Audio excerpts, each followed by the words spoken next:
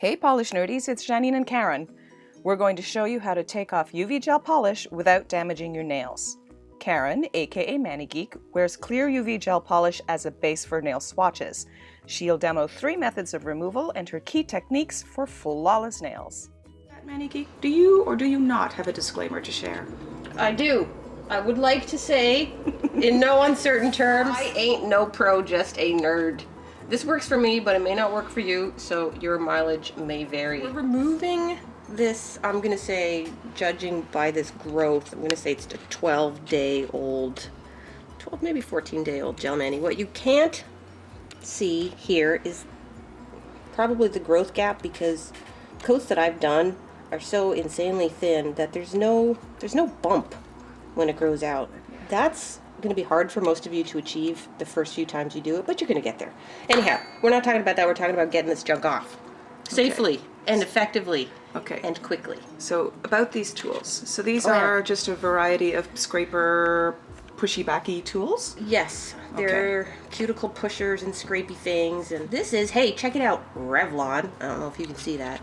Yep. This is the one I use for removal. Shape of it, the scrapiness of it, everything about it is perfect for what I need it to do.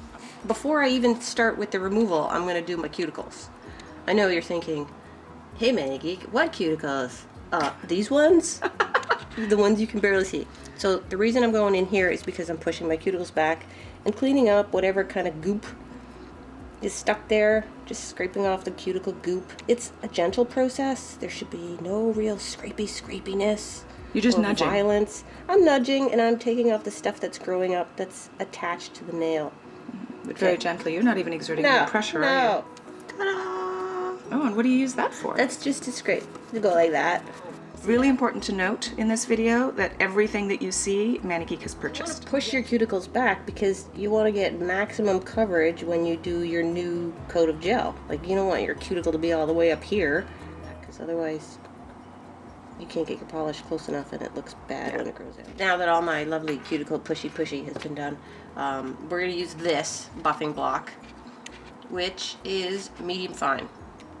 Is there a brand attached to that? No, it came from Sally Beauty Supply, and there's 3 sides to it. One is a finer side, and you can tell just by feeling it. Don't use the rough side, it's mean. Don't use that. Use the nice side, it's gentle. So this is really why you do the cuticle pushing before you do the removal, is so you can see exactly where the new regrowth is and then buff only that part. Yeah, because everything underneath the gel has already been buffed. You don't want to keep buffing that every time you re-up your gel, because then you're going to end up with paper thin nails that just shred. You don't want to do that. Do this is smart. So this is a really good way to maintain the health of your nails, because a lot of people talk about how soak-off gel is bad for their nails, blah blah blah, but as our friend Leanne likes to say, it's the fools, not the tools. And this is one way not to be a fool. Don't be a fool. See, and this is just taking the shine off the new part of the nail and leaving all that underneath the way that it was when I originally applied it. I don't know if you can see that it's actually fairly smooth under there. There's no ridges or anything, but then again, I don't really have ridgy nails. But the idea is not to remove ridges, it's just to smooth the nail and take the shine off. Okay, so you'll notice I just did that little buffy, because I just want to see, I'm going to use my toothbrush as a pointer, that everything that's new growth, the cuticle lines are clean, and there's no shine. What am I going to do next, you ask? Hey Manigeek, what's next? Okay, well, that's where I get my favorite ASP. Don't ask. Oh, all season professional. There's the grit number, 100, 180. The bigger the number, the finer the grit.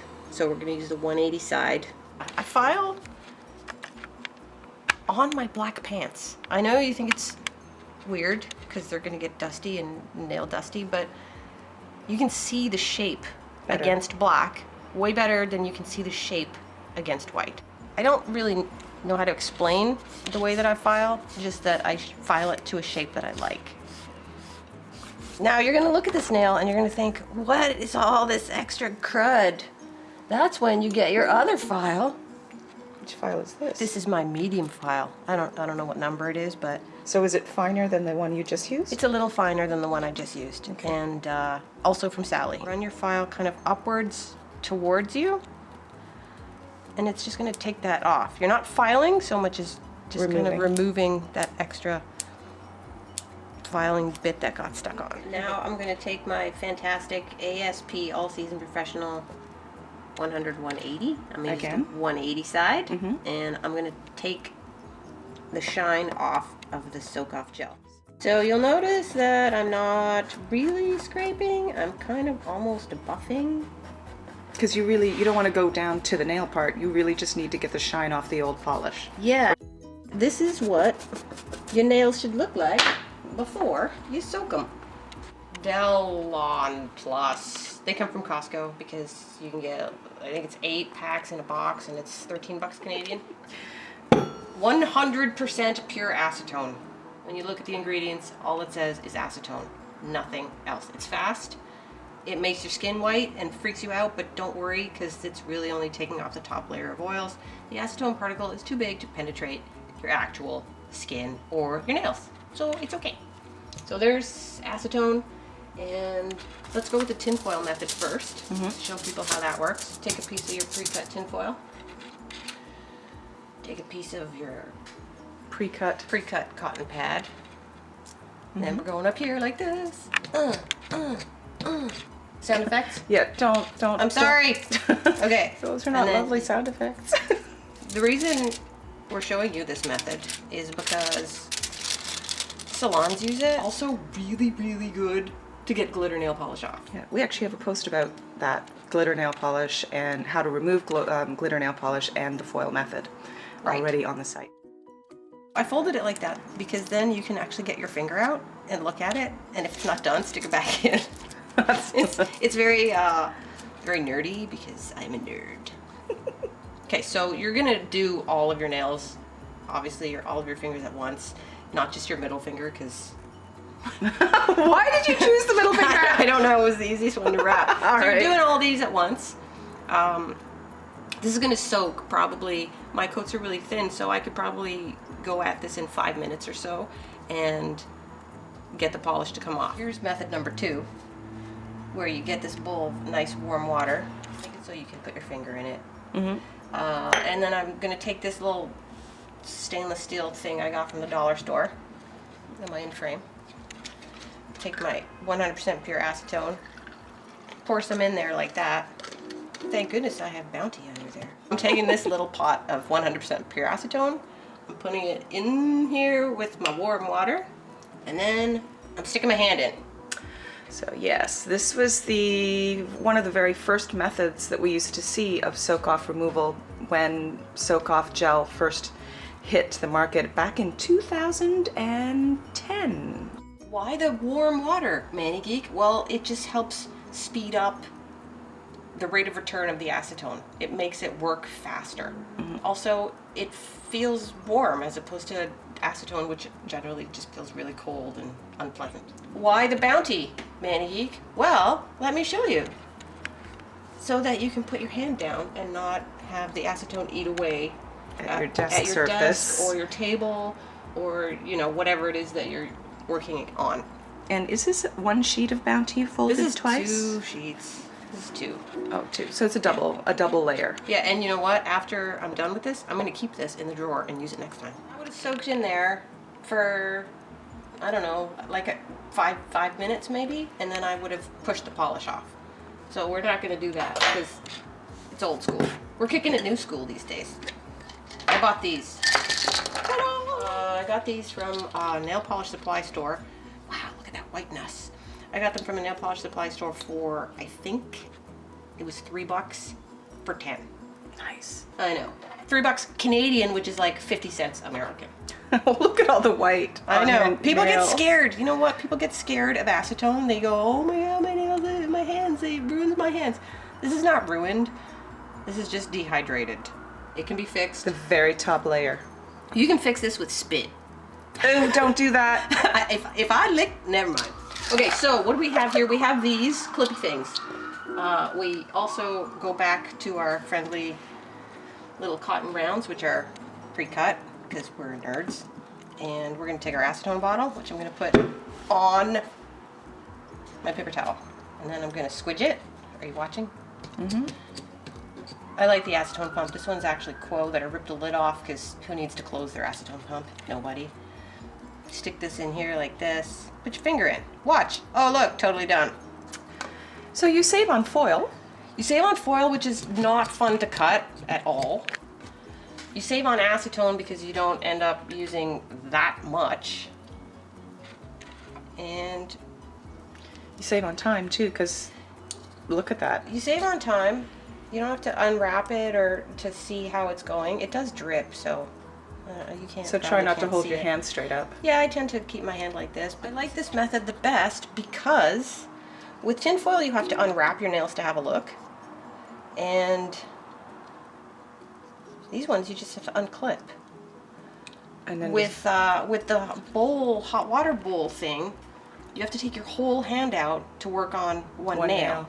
And when you take your whole hand out, the acetone evaporates immediately and stops working. working. And the working is the action of it actually working its way under, swelling up that bottom layer so that you can remove it. Okay. So this one I like the best because you can work on one nail at a time. Approximately 5 to 7 minutes. It's only 2 coats, it's base and top, there's no color. It's gonna soak off faster because all I gotta get to is the bottom layers of color or clear coat. So I got this pusher. I don't know who made it. It doesn't have a brand on it. It might be an old Quo. I like it because it's not too violent, but it does the job. Yeah, I see again. Zero pressure on the actual nail. Yeah, I'm Just- keeping this pretty well parallel to the nail. If I went like at it like this, it would be a lot of bad things happening. So basically what you're doing is just sort of rubbing it off with the edge. It's in not so one much direction. rubbing. It's kind of pulling it off, actually. Is it pushing off? No. People say that the polish will lift, but because mine is, again, so thin, it doesn't lift. It just, I have to actually physically remove it. And how do you know if it's all off there? Sometimes you can just see there's a little bit of shine. You can use your thumb. You can feel it if it's on there. And that one, I feel nothing. So that's a clean. So that one's clean. Bare It's nail. free. It's free of gel. See that? That's from when I filed. Okay, it's gone now.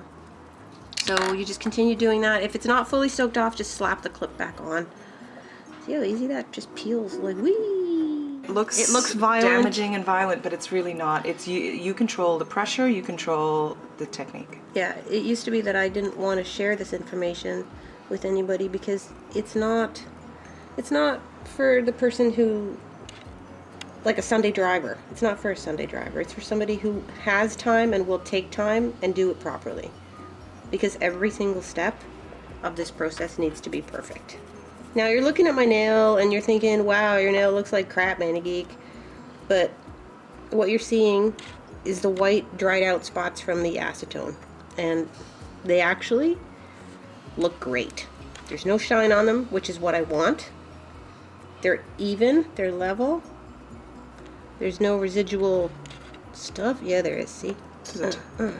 So you just need to make sure there's no residue. Yeah, you don't really want any leftover gel stuck on your nails because that will just be a bump under your new gel. And you can feel it. You can actually, if you just touch it lightly, you'll be able to feel something if there's something there. If you're not redoing your soak-off gel, then you're done. Almost done. You're going to be scared by this white stuff and these dry-looking, haggard-looking cuticles, but the fix is really simple. I use this, which is no longer being made, so actually what's inside of there is this. And this is Sally Hansen? This is Sally Hansen Vitamin E Nail and Cuticle Oil. It is my favorite cuticle rehydrator in the world, and you'll notice this bottle is empty because I put it all in here because I like to brush in here better. Open, sound effects. Put that on there like that because you can. Then I take one of these cotton pads, which we've met from Costco. This is a pump bottle that just has water in it. That's all that's in there. It's a little bit damp now, as you can see. And then I go like this.